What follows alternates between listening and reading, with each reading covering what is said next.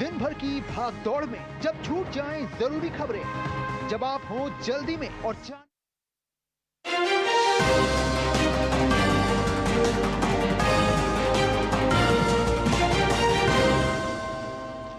नमस्कार, आप देख रहे हैं डीडी न्यूज। आपके साथ मैं हूं गौरव श्रीवास्तव। तो चलिए बुलेटिन की शुरुआत करते हैं और सबसे पहले नजर डालते हैं इस वक्त की हेडलाइंस पर। पाकिस्तान को बेनकाब करने की तैयारी तेज। सर्वदलीय प्रतिनिधि मंडल दुनिया भर में आतंकवाद के खिलाफ भारत की आवाज करेगा बुलंद। जल्द अलग अलग देशों के दौरे पर निकलेगा भारतीय डेलीगेशन। आईएमएफ ने पाकिस्तान को किया आगाह, भारत से तनाव बन सकता है आर्थिक संकट का कारण। भविष्य की किश्तों के लिए पाकिस्तान को पूरी करनी होगी आईएमएफ की 11 नई शर्तें। मारा गया लश्कर का आतंकी सैफुल्लाह, नेपाल से चलाता था लश्कर का नेटवर्क। आरएसएस, सीआरपीएफ, आईआईएससी हमलों में था शामिल।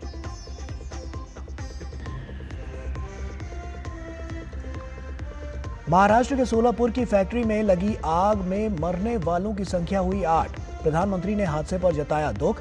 प्रधानमंत्री राष्ट्रीय राहत कोष से प्रत्येक मृतक के परिजनों को 2 लाख रुपए और घायलों को 50,000 रुपए की अनुग्रह राशि देने की घोषणा।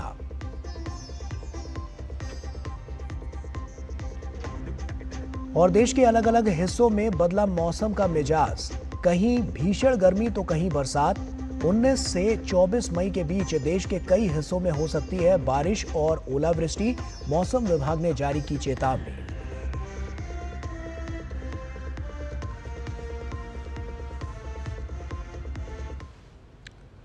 और आइए अब शुरुआत करते हैं। पाकिस्तान को बेनकाब करने की भारत की तैयारी पूरी हो चुकी है और खास बात यह है कि इसको लेकर देश के सभी राजनीतिक दल एकजुट हैं।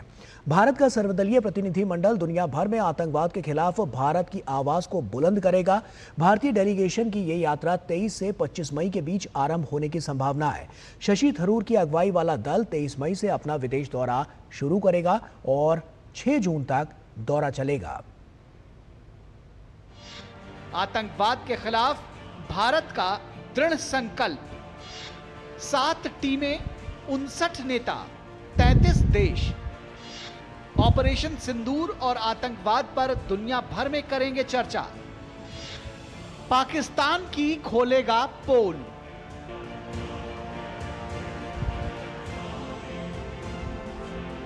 पहलगाम आतंकी हमले और ऑपरेशन सिंदूर के बाद भारत आतंकवाद के खिलाफ जीरो टॉलरेंस के संदेश को वैश्विक पटल पर मजबूती से रखने के लिए 7 सर्वदलीय प्रतिनिधिमंडल को प्रमुख साझेदार देशों में भेजने की तैयारी में है। यह सर्वदलीय प्रतिनिधिमंडल भारत की आतंकवाद के विरुद्ध एकमत और दृढ़ रणनीति को दुनिया के सामने रखेगा।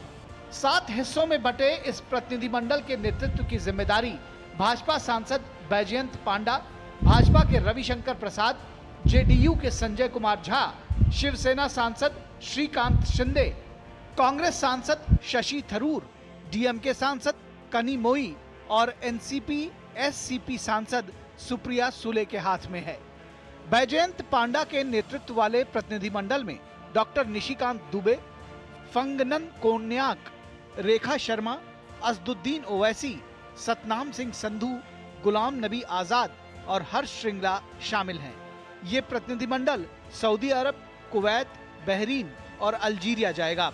वहीं सुप्रिया सुले के नेतृत्व वाले प्रतिनिधिमंडल में राजीव प्रताप रूडी, विक्रमजीत सिंह साहनी, मनीष तिवारी, अनुराग सिंह ठाकुर, लावू श्रीकृष्ण देवरायलू, आनंद शर्मा, वी मुरलीधरन और सैयद अकबरुद्दीन शामिल हैं, जो मिस्र, कतर, इथियोपिया और दक्षिण अफ्रीका जाएंगे। जेडीयू के संजय कुमार झा के नेतृत्व में अपराजिता सारंगी, यूसुफ पठान, ब्रिजलाल, जॉन ब्रिटास, प्रदान बरुआ, डॉक्टर हेमंग जोशी, सलमान खुर्शीद और मोहन कुमार का प्रतिनिधिमंडल इंडोनेशिया, मलेशिया, कोरिया गणराज्य, जापान और सिंगापुर जाएगा। श्रीकांत एकनाथ शिंदे के नेतृत्व वाले प्रतिनिधिमंडल में बांसुरी स्वराज, ईटी मोहम्मद बशीर, अतुल गर्ग, सस्मित पात्रा, मनन कुमार मिश्रा, एसएस अहलूवालिया और Sujan Chinoy UAE, Liberia, Congo और सियरा लियोन जाएंगे। वहीं रविशंकर प्रसाद के नेतृत्व में दुग्गीबती पुरंदेश्वरी, गुलाम अली खटाना, प्रियंका चतुर्वेदी, अमर सिंह, समिक भट्टाचार्य, एमजे अकबर और पंकज सरन वाला सर्वदलीय प्रतिनिधिमंडल यूके, फ्रांस, जर्मनी, यूरोपीय संघ, इटली और डेनमार्क जाएगा।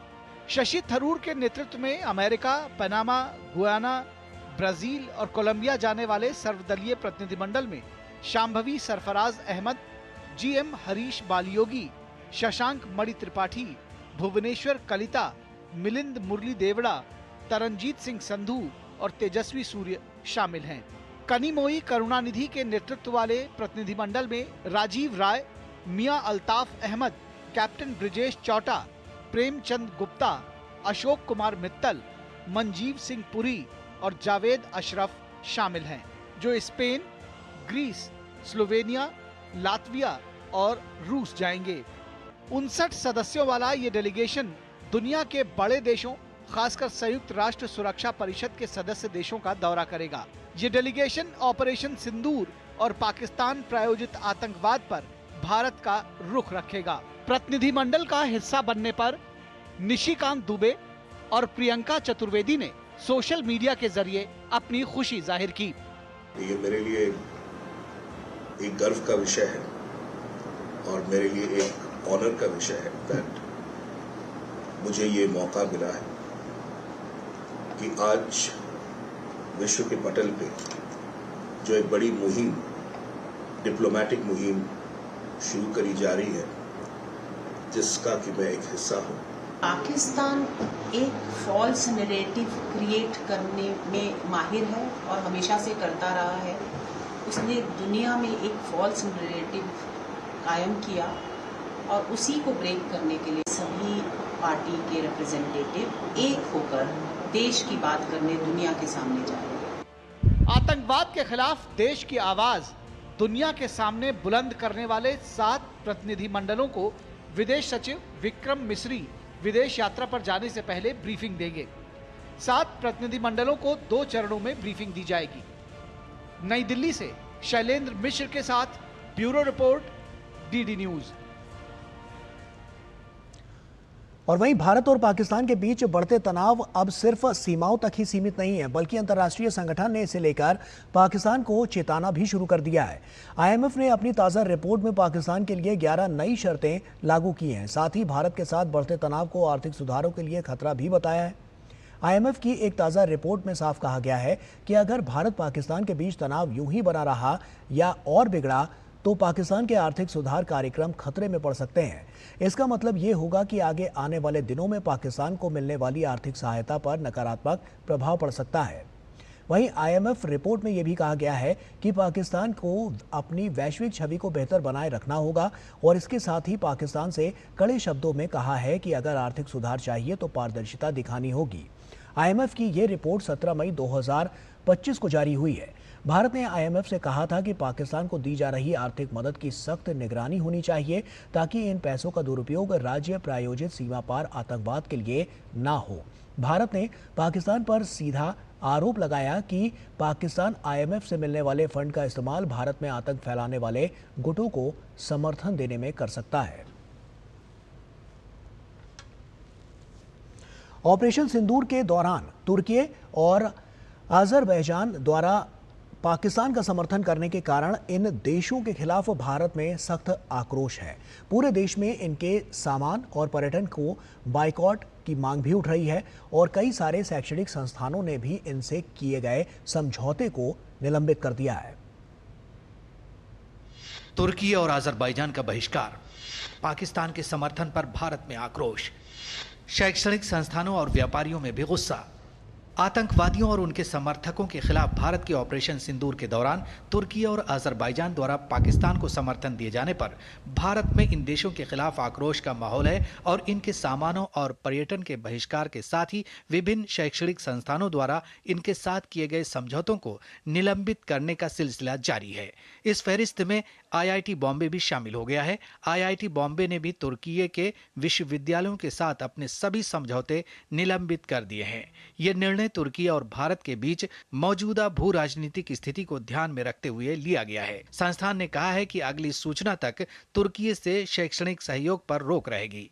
इससे पहले IIT रुड़की, JNU और जामिया मिलिया इस्लामिया, चंडीगढ़ विश्वविद्यालय जैसे संस्थान भी तुर्की के संस्थानों से सहयोग खत्म कर चुके हैं। देश के कारोबारियों और विभिन्न व्यापारी संगठनों द्वारा इन देशों से कारोबार के बहिष्कार की आवाज भी उठ रही है।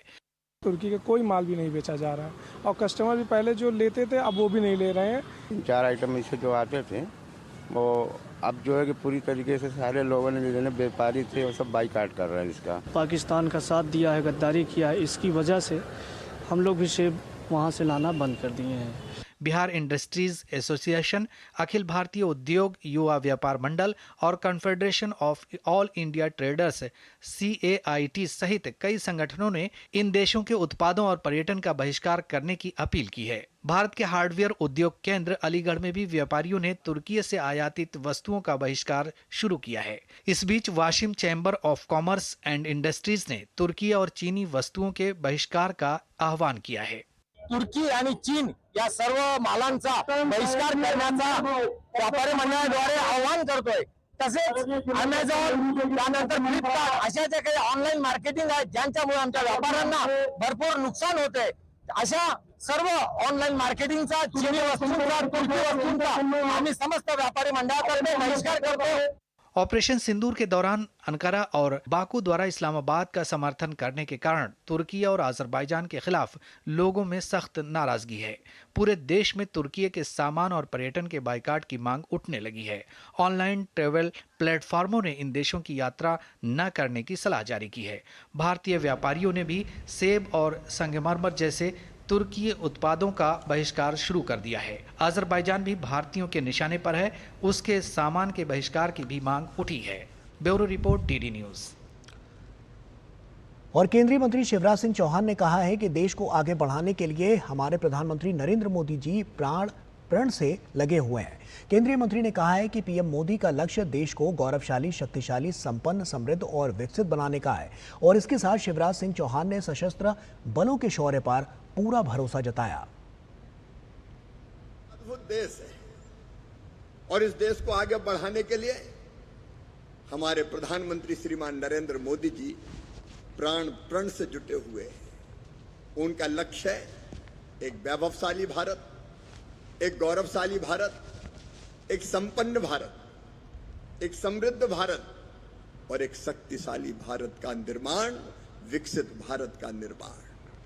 और भारत शक्तिशाली ये तो अभी आपने देख ही लिया है। हम अपनी तरफ से कभी किसी को छेड़ते नहीं हैं, लेकिन किसी ने अगर हमें छेड़ा तो उसे हम छोड़ते नहीं हैं। हमें अपनी सेनाओं पर गर्व है।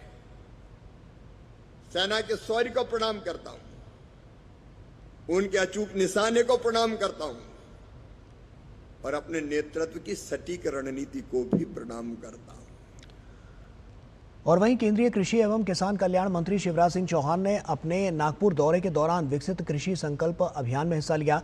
केंद्रीय कृषि मंत्री ने कहा कि केंद्रीय कृषि एवं किसान कल्याण मंत्रालय, राज्य कृषि मंत्रालय, ICAR, कृषि विज्ञान केंद्र और सभी कृषि संस्थानों को एक मिलकर काम करने से कृषि में तीव्र विकास संभव है। काम करने वाले खेती के लिए केंद्र सरकार, राज्य सरकार, ICAR जिसमें 16,000 वैज्ञानिक हैं, 113 हमारे अलग अलग कृषि अनुसंधान परिषद के अलग अलग इंस्टीट्यूट है, अलग अलग संस्थाएं जिनमें से 11 तो महाराष्ट्र में ही हैं। अलग अलग संस्थाएं अपने अपने ढंग से काम कर रही है, कोई दाईं तरफ, कोई बाईं तरफ। मेरे मन में यह विचार आया कृषि मंत्री के रूप में कि शिवराज, अगर इन सब संस्थाओं को जोड़ दिया जाए, इनका लक्ष्य तय कर दिया जाए, लक्ष्य प्राप्ति का रोड मैप बना दिया जाए और उस पर पूरी मेहनत से चला जाए तो चमत्कार किया जा सकता है। खेती में चमत्कार किया जा सकता है। आतंक के खिलाफ पाकिस्तान पर की गई कार्रवाई के बाद देश भर में उत्साह का माहौल है और ये उत्साह और देश प्रेम तिरंगा यात्राओं के जरिए साफ तौर पर देखा जा सकता है। देश भर में ऑपरेशन सिंदूर की सफलता और सेना के अदम्य साहस और शौर्य के सम्मान में तिरंगा यात्रा में भारी संख्या में जन सैलाब उमड़ रहा है।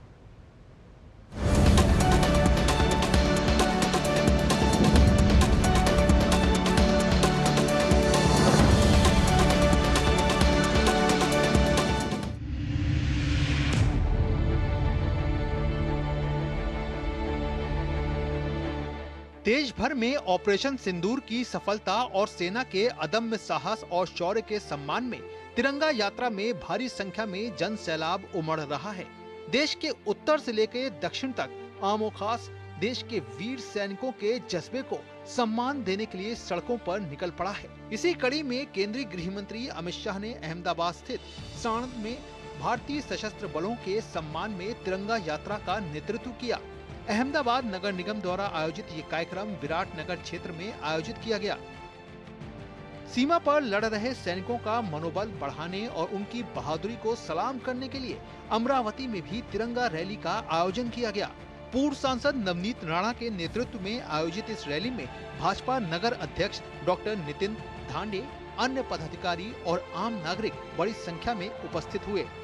वहीं नागपुर में आयोजित तिरंगा शौर्य सम्मान यात्रा में राज्य के मुख्यमंत्री देवेंद्र फडणवीस भी शामिल हुए। इस दौरान लोगों में काफी उत्साह नजर आया। हम सभी जानते हैं ऑपरेशन सिंदूर में जिस प्रकार से भारत की सेना ने बहादुरी दिखाई है, पूरे देश में जनता भारत के सेना के साथ खड़ी है, देश के प्रधानमंत्री जी के संकल्प के साथ खड़ी है।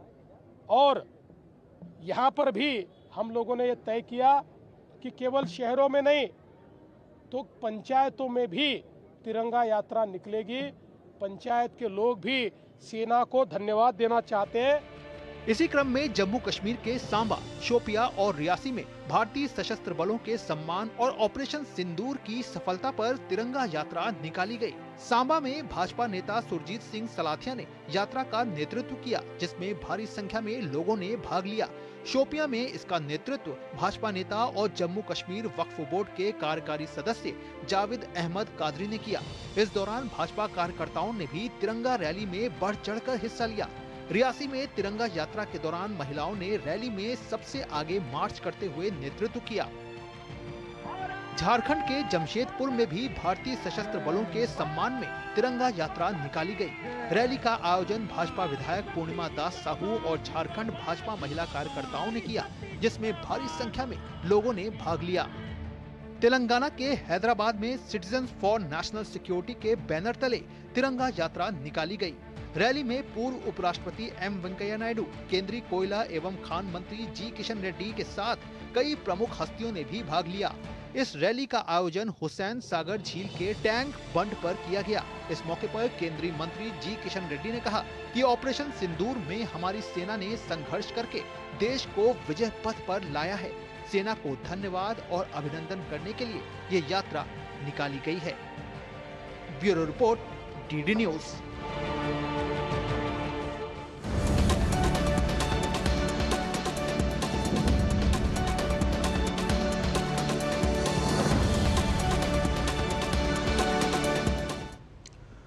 ऑपरेशन सिंदूर की सफलता के बाद वाराणसी में लोगों ने तिरंगा यात्रा निकालकर सेना के शौर्य और बलिदान को नमन किया और ये यात्रा वाराणसी के लंका से शुरू होकर 80 घाट पर समाप्त हुई। इस यात्रा में बड़ी संख्या में छात्र, युवा और स्थानीय लोग शामिल हुए। यात्रा में शामिल लोगों से बात की हमारे संवाददाता डॉक्टर हरिकेश बहादुर सिंह गौतम ने।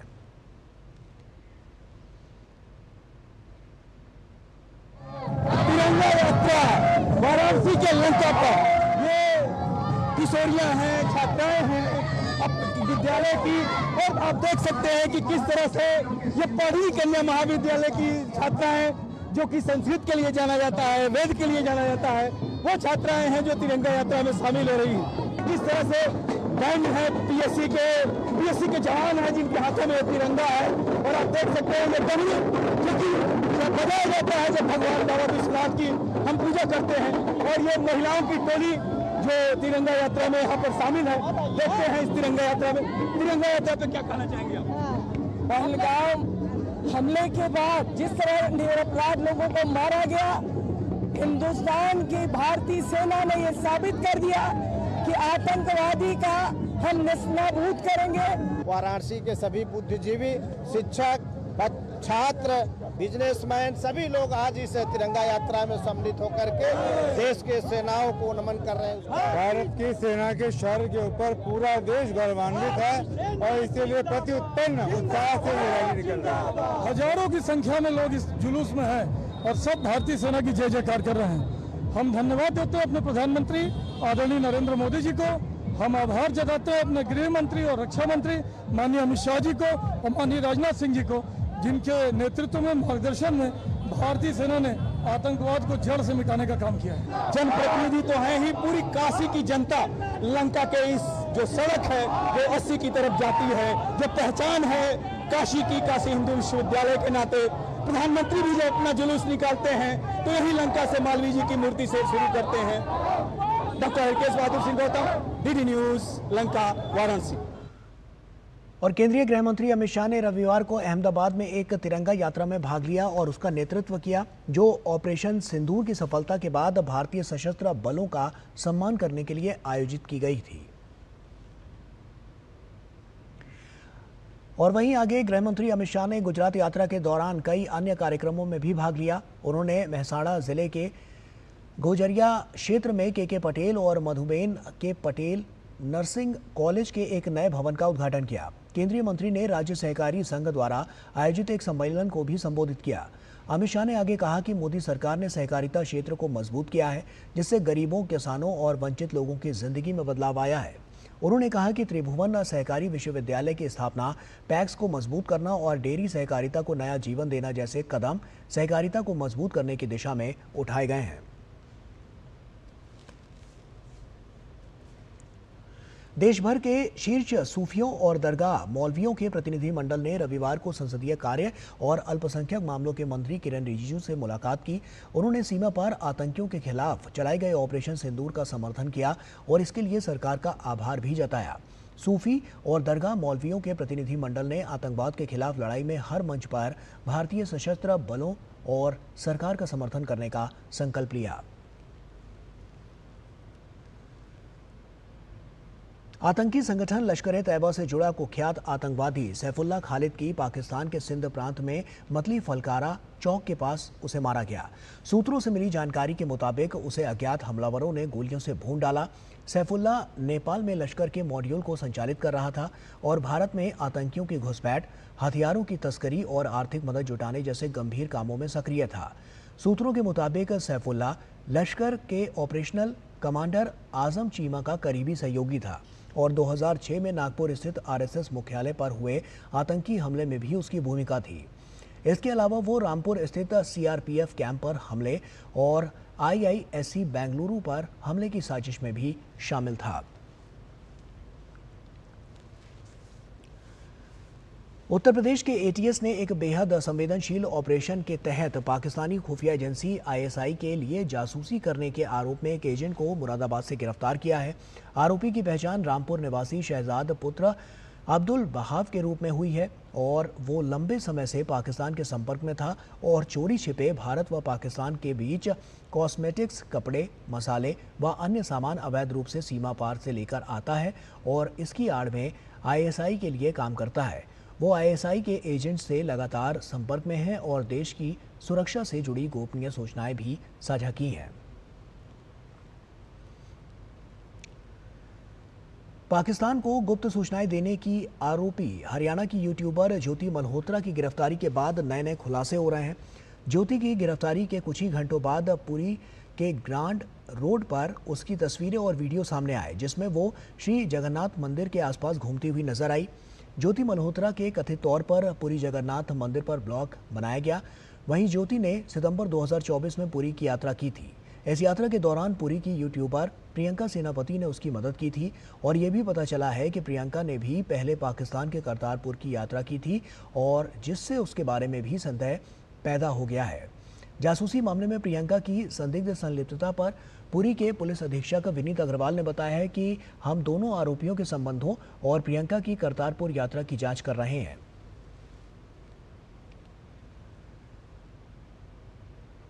भाजपा सांसद प्रवीण खंडेलवाल ने ज्योति मल्होत्रा जासूसी मामले को लेकर सवाल उठाए। उन्होंने कहा है कि अभिव्यक्ति की आजादी की आड़ में राष्ट्र की सुरक्षा से खिलवाड़ की अनुमति नहीं दी जा सकती। अपनी पहले लोकप्रियता बनाना और उसके बाद देश के खिलाफ जासूसी करना और देश की सेंसिटिव जानकारी दुश्मनों को देना, ये निश्चित रूप से बड़ा अपराध है। अब वक्त आ गया है जब सरकार को ज्योति मल्होत्रा जासूसी प्रकरण के बाद इस बात पर गंभीरता से विचार करना चाहिए कि यूट्यूबर्स और इन्फ्लुएंसर्स के लिए भी एक रेगुलेटरी मैकेनिज्म बनाया जाए। फ्रीडम ऑफ स्पीच के नाम पर हम कुछ भी परोसेंगे और देश उसे स्वीकार करेगा, ये संविधान में कहीं नहीं लिखा है। सैन्य मामलों के जानकार और न्यूयॉर्क स्थित मॉडर्न वॉर इंस्टीट्यूट में अर्बन वॉरफेयर स्टडीज के प्रमुख जॉन स्पेंसर ने ऑपरेशन सिंदूर के दौरान भारत द्वारा इस्तेमाल किए गए स्वदेशी काउंटर ड्रोन प्रणाली D4S की तारीफ की है। जॉन स्पेंसर ने भारत के D4S यानी स्वदेशी ड्रोन डिटेक्ट, डिटर और डिस्ट्रॉय सिस्टम की तारीफ की है। उन्होंने कहा है कि भारत के इस प्रभावशाली काउंटर ड्रोन सिस्टम ने हालिया पाकिस्तान के तुर्की ड्रोन के हमलों को बेअसर करने में काफ़ी अहम भूमिका निभाई है। उन्होंने भारत में बने इस प्रभावी एंटी ड्रोन सिस्टम से प्रभावित होकर अमेरिका को भी नसीहत दे डाली है। वहीं उन्होंने एक्स पर अपने सोशल मीडिया पोस्ट में लिखा है कि हमारी अमेरिकी दक्षिणी सीमा पर प्रभावी काउंटर ड्रोन की आवश्यकता है। इससे पहले भी जॉन स्पेंसर ने भारत के ऑपरेशन सिंदूर को एक निर्णायक जीत बताया था।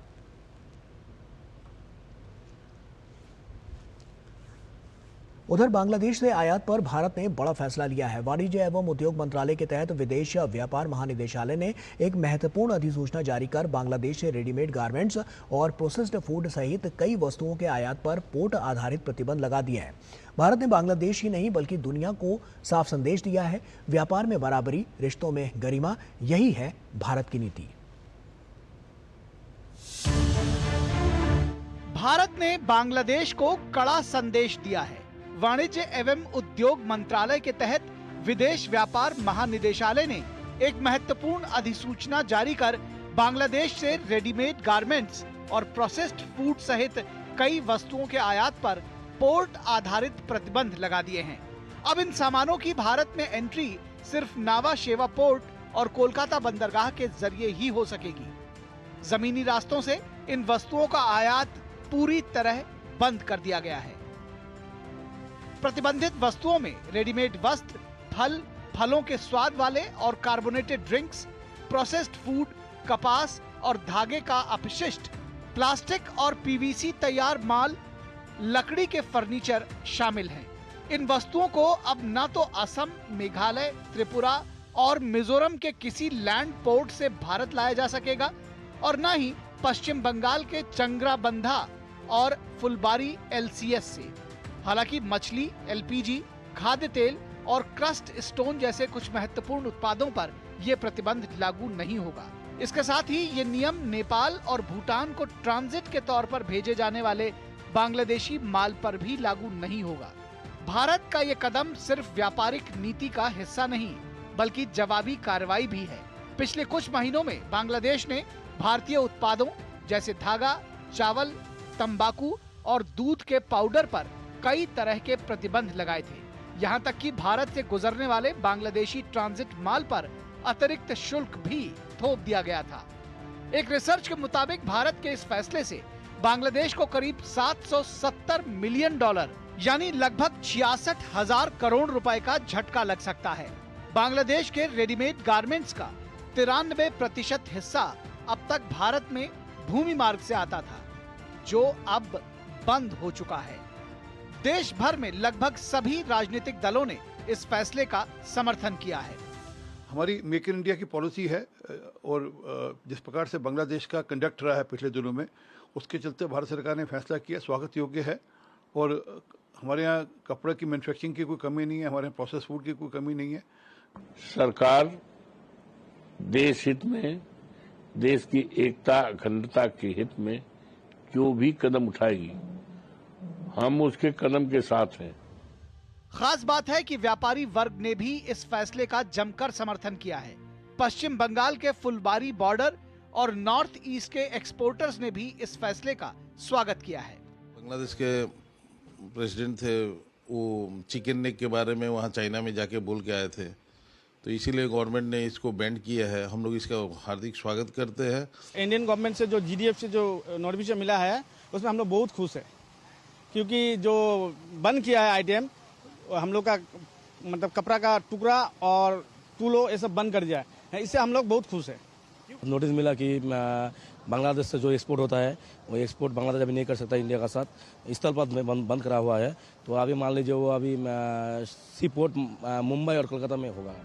विशेषज्ञ मानते हैं कि यह फैसला केवल व्यापार का मामला भर नहीं बल्कि जियोपॉलिटिकल रणनीति का हिस्सा भी है। बांग्लादेश की अंतरिम सरकार के प्रमुख मोहम्मद यूनुस ने हाल ही में चीन में दिए अपने बयान में भारत के पूर्वोत्तर को लैंड लॉक्ड बता दिया था और खुद को बंगाल की खाड़ी का संरक्षक। तो अब भारत ने स्पष्ट कर दिया है, पारस्परिक हित और सम्मान के साथ व्यापार हो तो स्वागत है, वरना भारत अपने हितों की रक्षा करना बखूबी जानता है। Bureau report, DD news.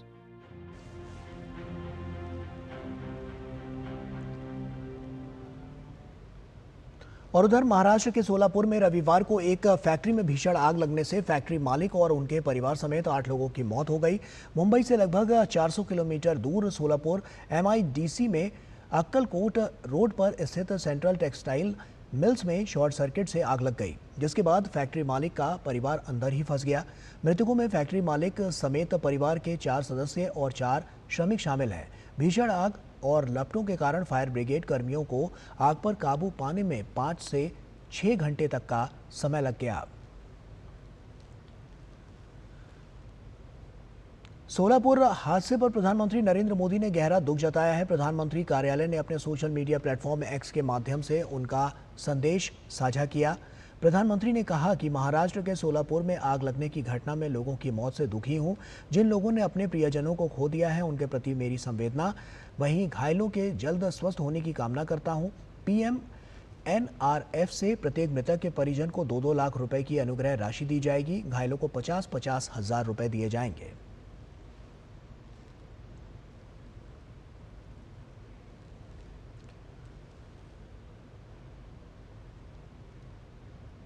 Bharat के मुख्य न्यायाधीश BR गवई रविवार को मुंबई पहुंचे, जहां उन्होंने भारत रत्न बाबा साहेब अम्बेडकर की चैत्य भूमि पर श्रद्धांजलि अर्पित की।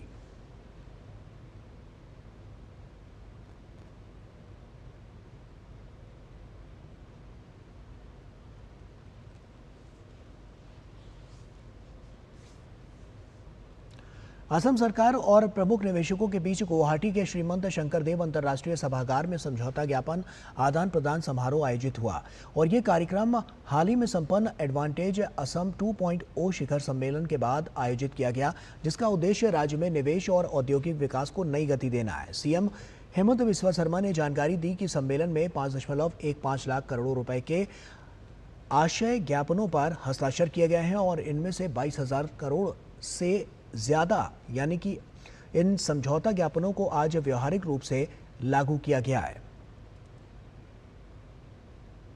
हम लोग जब इन्वेस्टमेंट सबमिट किए थे 5,15,000 करोड़ रुपए के इंटेंट मेमोरेंडम ऑफ इंटेंट हम लोग साइन किए थे।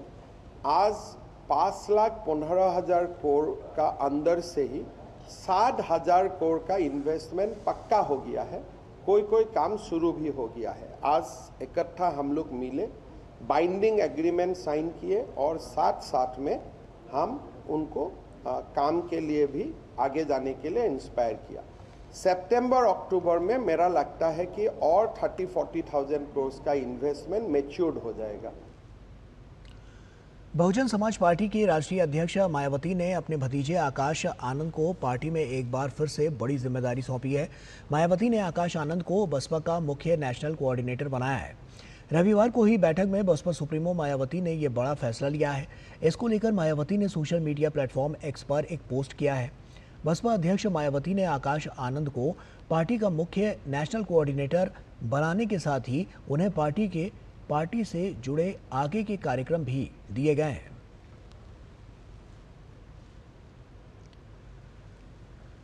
व्हाट्सएप पर एक संदेश तेजी से वायरल हो रहा है जिसमें यह दावा किया जा रहा है कि केंद्र सरकार छात्रों को मुफ्त लैपटॉप प्रदान कर रही है। यह खबर सरासर गलत है।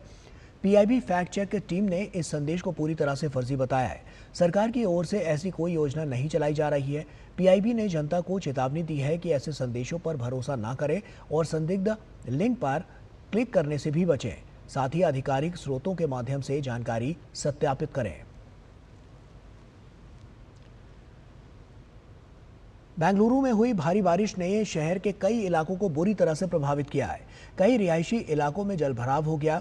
होरमावू इलाके में सबसे बुरा असर देखने को मिला, जहां घरों में पानी घुस गया, जिससे लोगों को काफ़ी परेशानियों का सामना करना पड़ा। इलाके की सड़कों पर पानी भरने से ट्रैफिक ठप हो गया और वाहन डूबते हुए दिखाई दिए।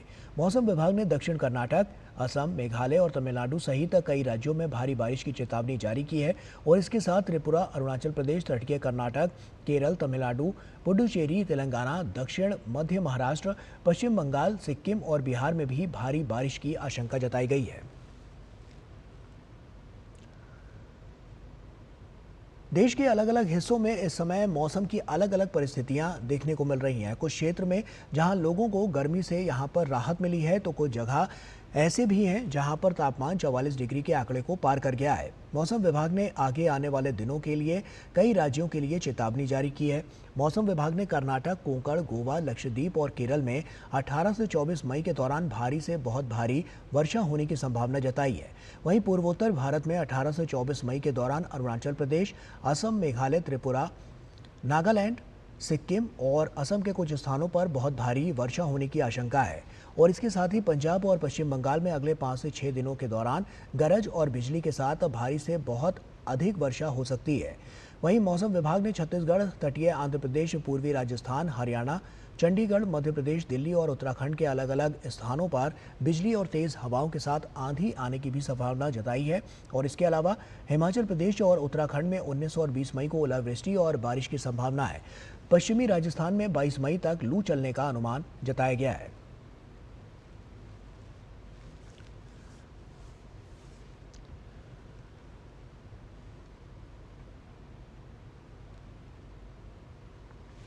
एक ऐसा देश जहां एक जीवन रक्षक दवा की कीमत एक कप चाय से भी कम हो, ये अब कोई कल्पना नहीं बल्कि भारत की नई पहचान बन रही है।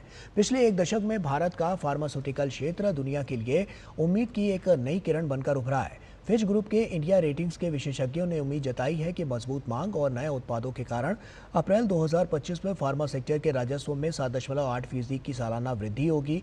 वर्ष 2014 से 2024 तक का सफर इस सेक्टर के लिए केवल विकास की कहानी नहीं बल्कि बदलाव और आत्मनिर्भरता की मिसाल भी रहा है। भारत का विशाल दवा उद्योग वैश्विक स्तर पर मात्रा के लिहाज से तीसरे स्थान पर है। कभी विदेशी कंपनियों पर निर्भर रहने वाला भारत आज दुनिया भर में जेनरिक दवाओं का सबसे बड़ा आपूर्तिकर्ता बन चुका है। हर 5 में से एक जेनरिक दवा भारत से दुनिया के किसी कोने तक पहुंचती है। भारत यूनिसेफ को टीकों की 60% तक सप्लाई करता है और WHO की डिप्थीरिया, टिटनेस, BCG जैसी वैक्सीन की वैश्विक मांग को भी उनका एक बड़ा हिस्सा भी पूरा करता है। देश के भीतर फार्मा सेक्टर में बदलाव की सबसे बड़ी कहानी है प्रधानमंत्री भारतीय जन औषधि परियोजना। आज देश भर में 15,000 से ज़्यादा जन औषधि केंद्र चल रहे हैं, जहां दवाएं ब्रांडेड दवाओं की तुलना में 80% सस्ते मूल्य पर मिलती है। वहीं भारत सरकार की PLI यानी कि उत्पादन आधारित प्रोत्साहन योजनाएं देश को उच्च गुणवत्ता वाली कैंसर और मधुमेह की दवाओं का घरेलू निर्माता भी बना रही है। पेनिसिलिन जैसे कच्चे माल से लेकर MRI मशीनों तक का अब भारत में ही निर्माण हो रहा है, जो न सिर्फ आत्मनिर्भरता के लिए बल्कि वैश्विक प्रतिस्पर्धा के लिए भी महत्वपूर्ण है। गुजरात, हिमाचल और आंध्र प्रदेश जैसे राज्यों में बनने वाले बल्क ड्रग पार्क्स और उन्नत रिसर्च लैब्स भारत को एक ग्लोबल फार्मा मैन्युफैक्चरिंग हब बना रहे हैं। 2023 से 24 में इस सेक्टर का कारोबार 4.17 लाख करोड़ रुपए तक पहुंच गया, यानी सालाना 10% से ज़्यादा की रफ्तार से ग्रोथ और विदेशी निवेशक भी पीछे नहीं है। अकेले पिछले साल 12,800 करोड़ रुपए का निवेश भारत के फार्मा सेक्टर में हुआ, लेकिन ये कहानी सिर्फ आंकड़ों की नहीं है और ये उन करोड़ों लोगों की कहानी है जिनकी जान एक सस्ती दवा से बची है। ये उन हज़ारों युवाओं की कहानी है जिन्हें इस सेक्टर में रोजगार मिला, जिसमें वैज्ञानिकों से लेकर टेक्नीशियनों तक इसमें शामिल है। जैसे जैसे भारत अमृतकाल की ओर बढ़ रहा है, फार्मा सेक्टर न सिर्फ देश की सेहत का प्रहरी बना है वहीं बल्कि दुनिया के लिए एक भरोसेमंद साथी भी है। भारत अब सिर्फ दवा नहीं बनाता, जीवन भी देता है और यही है उस आत्मनिर्भर भारत की असली पहचान, जो इलाज करता है, नवाचार करता है और दुनिया का नेतृत्व करता है।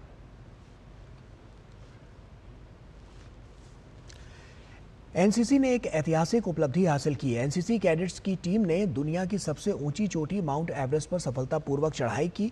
इस दल में 5 लड़के और 5 लड़कियां सहित कुल 10 कैडेट, 4 अधिकारी और 2 junior commissioned officer, 1 girl cadet instructor और 10 नॉन कमीशन्ड ऑफिसर इसमें शामिल थे।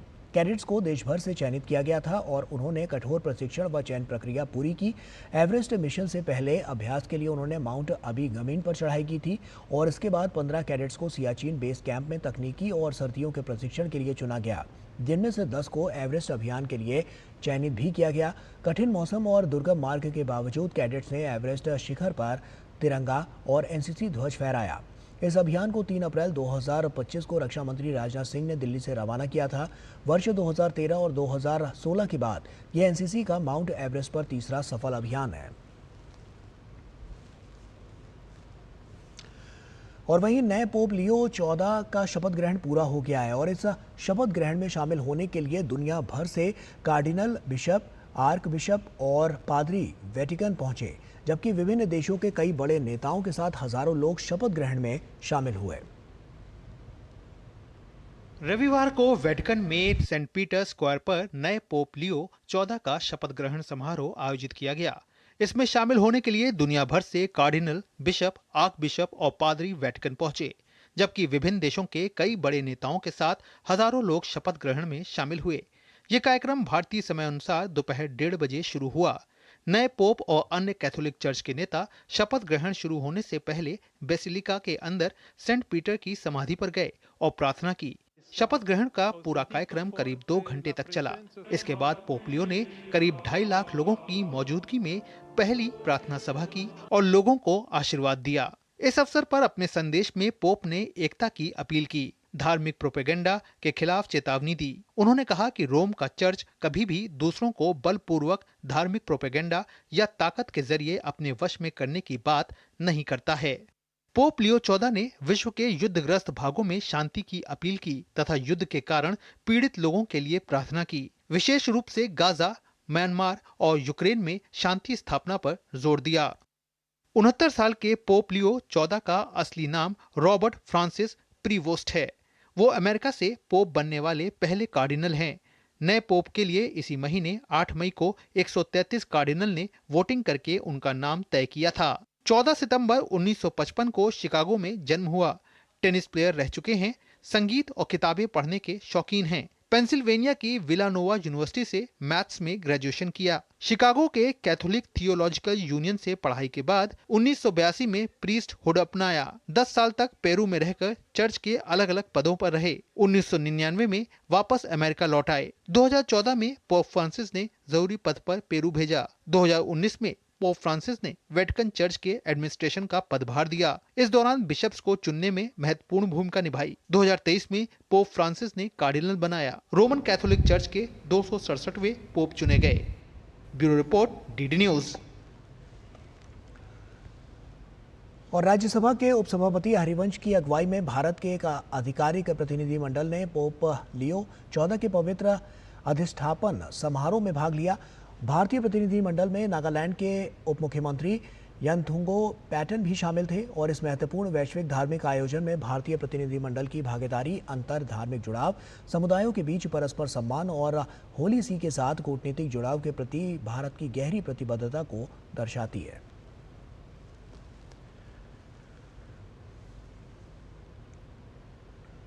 विदेश मंत्री डॉक्टर एस जयशंकर 19 मई से 24 मई तक नीदरलैंड, डेनमार्क और जर्मनी की आधिकारिक यात्रा पर रवाना होंगे। जयशंकर इस दौरान इन देशों के शीर्ष नेताओं और विदेश मंत्रियों से मुलाकात कर द्विपक्षीय सहयोग, व्यापार, प्रौद्योगिकी और आपसी हित के क्षेत्रीय और वैश्विक जैसे अहम मुद्दों पर चर्चा करेंगे।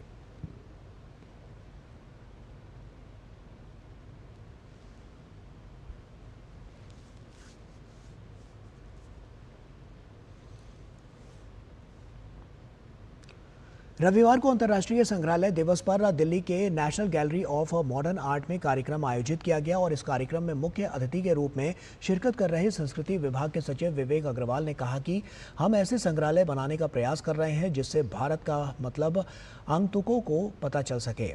वहीं उन्होंने कहा कि देश की संस्कृति और इतिहास के कुछ हिस्सों को दिखाया नहीं गया है, जिससे कला प्रेमियों को रूबरू करवाना जरूरी है। इस अवसर पर परिक्रमण का भी उद्घाटन किया गया, जिसमें आधुनिक कला के लिए प्रसिद्ध 9 कलाकारों की 8000 कलाकृतियों को डिजिटलाइज किया गया। साथ ही अभिनय की दुनिया से दास्तानगों के लिए मीना कुमारी और मधुबाला को याद किया गया। Museums have to be vibrant living spaces which actually interact with community and the artists on a continuous basis. It cannot be only a display area. It has to actually communicate with the community and also create an environment which is suitable for growth of art, suitable for knowledge dissemination, suitable for generating curiosity in the minds of students, in the minds of common visitors who visit. Vatican city के Saint Peter square में आज नए Pope Leo 14 का पवित्र अधिष्ठापन समारोह संपन्न हुआ और इस समारोह में शामिल होने के लिए दुनिया भर के तमाम नेता वेटिकन सिटी पहुंचे। रोमन कैथोलिक चर्च के पूर्व पोप फ्रांसिस का पिछले महीने 21 अप्रैल को 88 साल की आयु में निधन हो गया था। उसके बाद 8 मई को कार्डिनल ने वोटिंग करके नए पोप के तौर पर लियो का नाम तय किया गया था। नए पोप लियो का असली नाम रॉबर्ट फ्रांसिस प्रीवोस्ट है। कैथोलिक परंपरा के मुताबिक अधिष्ठापन समारोह के बाद नए पोप को एक धार्मिक वस्त्र और एक अंगूठी दी गई। ये उपहार नए पोप के पदभार ग्रहण करने का प्रतीक होते हैं।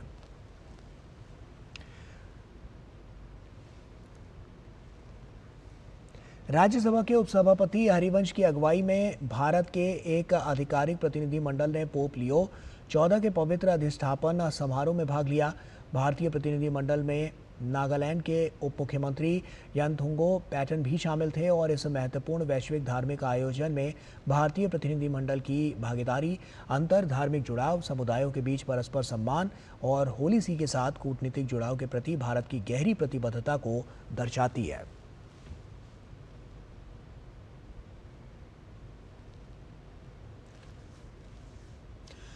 कान फिल्म महोत्सव की बात करें तो कान फिल्म महोत्सव के वैश्विक मंच पर भारतीय सिनेमा भी अपना जादू बिखेर रहा है। सिनेमा अब सिर्फ कहानियां ही नहीं दिखाता बल्कि हमारी संस्कृति को भी आकार देता है और ये समाज का दर्पण है जो हमारी मान्यताओं, विचारों और मूल्यों को दर्शाता है। सरकार की नई संस्कृति नीति और सिंगल विंडो शूटिंग परमिशन जैसी योजनाएं फिल्म उद्योग को और रफ्तार दे रही हैं। कान में स्वतंत्र फिल्म निर्माताओं को अंतर्राष्ट्रीय निर्माताओं, वितरकों और फिल्म निर्देशकों से संवाद स्थापित करने का एक अनोखा अवसर मिला है। इसी उद्देश्य से महाराष्ट्र भी कान फिल्म फेस्टिवल पहुंचा है। मराठी सिनेमा के लिए ये एक बेहद महत्वपूर्ण मौका है जहां 4 नई फीचर फिल्मों स्थला मैच, स्नो फ्लावर, खालिद का शिवाजी और ओल्ड फर्नीचर को कान फिल्म फेस्टिवल के फिल्म मार्केट में प्रदर्शित किया जा रहा है। ये लगातार 10वां वर्ष है जब मराठी सिनेमा ने इस प्रतिष्ठित मंच पर अपनी मजबूत उपस्थिति दर्ज कराई है।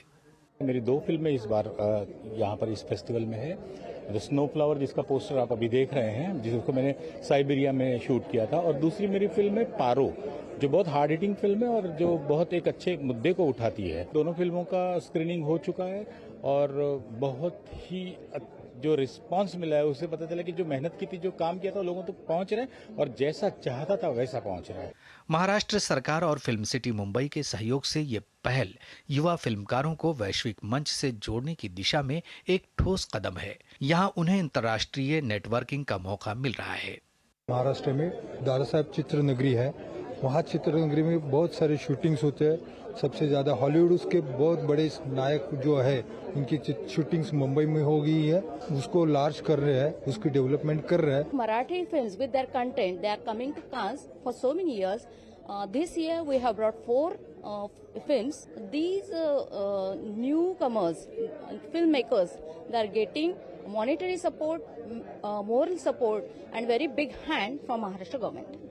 अपने कंटेंट ड्रिवन और स्थानीय कहानियों से प्रेरित मराठी सिनेमा अब वैश्विक मंच पर अपनी अलग पहचान बना रहा है। कांस फिल्म फेस्टिवल में महाराष्ट्र की ये पहल न केवल नई प्रतिभाओं को मंच देती है, बल्कि भारत के सिनेमा की सांस्कृतिक विविधता को भी दुनिया के सामने लाती है। यहाँ पर 20 मई तक मराठी फिल्मों को अंतर्राष्ट्रीय बाजार में प्रमोट करने का काम किया जाएगा। भारत के सुदूरवर्ती जगहों से आई कहानियां यहाँ कान में सभी का दिल छू रही हैं। कान फिल्म मार्केट में भारतीय फिल्मों की स्क्रीनिंग हो रही है, हाउसफुल स्क्रीनिंग हो रही है और वो खासी सराहना भी बटोर रही है। यकीनन वैश्विक सिनेमा के इस महाकुंभ ने भारत ने एक बार फिर ये साबित किया है कि कहानियां सिर्फ बनती नहीं, गूंजती हैं। कैमरा पर्सन सुमित के साथ जया सिन्हा, डीडी न्यूज के लिए कान। फ्रांस में कान फिल्म महोत्सव का 78वां संस्करण आयोजित हो रहा है। इसमें देश विदेश के सिनेमा जगत से जुड़े लोग शिरकत कर रहे हैं। यहां भारतीय और खासकर मराठी फिल्मों ने अपनी एक अलग पहचान बनाई है। राष्ट्रीय पुरस्कार विजेता निर्देशक गजेंद्र अहिरे की 2 फिल्मों की कान महोत्सव में स्क्रीनिंग की गई है। डीडी न्यूज से खास बातचीत में अपनी फिल्म स्नो फ्लावर को लेकर गजेंद्र अहिरे ने बताया है कि उन्हें सभी से सहयोग मिला है और इसके अलावा उन्होंने कहा कि वेव्स से भी उन्हें बहुत मदद मिली है। सिनेमा की कोई भाषा नहीं है, सिनेमा किसी भी सीमा में नहीं बनती और गजेंद्र अहिरे जैसे फिल्मकार इस लाइन को पूरी तरह से चरितार्थ करते हैं। मेरे साथ है गजेंद्र जी और अपनी 2 फिल्मों के साथ इस वक्त आप कान में मौजूद हैं। उनके बारे में बताइए और कान में जिस तरह का आपका अनुभव है। बहुत एक्साइटमेंट है, बहुत अच्छा लग रहा है। मेरी 2 फिल्में इस बार यहाँ पर इस फेस्टिवल में है। स्नो फ्लावर जिसका पोस्टर आप अभी देख रहे हैं, जिसको मैंने साइबेरिया में शूट किया था, और दूसरी मेरी फिल्म है पारो, जो बहुत हार्ड हिटिंग फिल्म है और जो बहुत एक अच्छे मुद्दे को उठाती है। तो ये 2 फिल्में, दोनों फिल्मों का स्क्रीनिंग हो चुका है और बहुत ही जो रिस्पांस मिला है उससे पता चला कि जो मेहनत की थी, जो काम किया था, लोगों तक पहुंच रहे हैं और जैसा चाहता था वैसा पहुंच रहा है। काफी मुश्किल हमने जिस तरह से देखा स्नो फ्लावर में, रिश्तों की कहानी कहती है, 2 जनरेशंस की कहानी कहते हैं।